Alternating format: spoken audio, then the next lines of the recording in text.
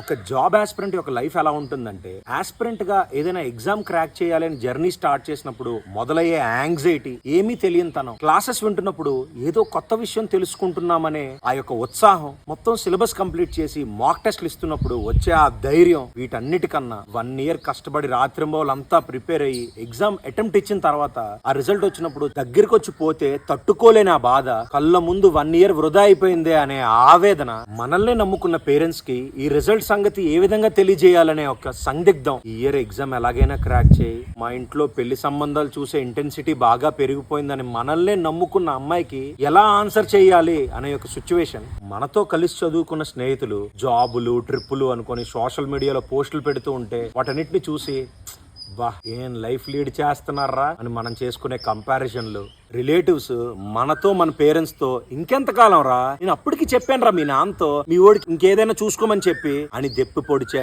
మాటలు, ఎన్నో నిద్రలేని రాత్రులు, నిద్రపోతున్నప్పుడు కూడా ఆగని ఆలోచనలు, ఒకవేళ ఈ ఎగ్జామ్ క్రాక్ చేస్తే లైఫ్ చాలా బాగుంటది కదా అని ఒక ఆశతో పడుకోవడం, పెరిగిపోతున్న వయస్సు, ఒక పక్క మన మీద మనకున్న ఎక్స్పెక్టేషన్స్, ఇవన్నీ ఇలా ఉంటే ఒక మూమెంట్ వస్తది, అన్ని దారులు మూసుకుంటూ పోతాయి. ఎలా అంటే, ప్రాణంగా ప్రేమించిన పిల్లకి పెళ్ళైపోవచ్చు, స్నేహితులతో సరిగ్గా టైం స్పెండ్ చేయట్లేదని చెప్పి వాళ్ళు మనకు దూరంగా వెళ్ళిపోవచ్చు, అన్న తల్లిదండ్రుల ఆరోగ్యం క్షీణించిపోవచ్చు, మన చుట్టూ ఉండే సమాజం మనం లైట్ తీసుకోవచ్చు, అసలు మన వల్ల అవుతుందా అని చెప్పి మన మీద మనకే సెల్ఫ్ డౌట్ అరైజ్ అయ్యే టైం ఖచ్చితంగా వస్తది. ఆ ఒక్క మూమెంట్ దాటుకొని వెళ్తే చాలు, వస్తది సక్సెస్, తస్సదియా వస్తది.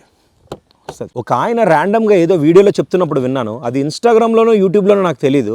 ఎవరెవరైతే అవమానిస్తారో వాళ్ళని చిట్టా రాసుకొని మరీ పెట్టుకోమని చెప్పి, దీని అమ్మ వస్తది ఒక సమయం, దెబ్బకి మన సక్సెస్ వచ్చిన తర్వాత మన అవమానించే వాళ్ళు మన దగ్గరకు వచ్చి పలకరించడానికి కూడా భయపడాలి. Bury them with your success. అలాగని మన ఆరోగెన్స్ చూపించకుండా నవ్వుతూ వాళ్ళకి స్వీట్స్ పంచాలి.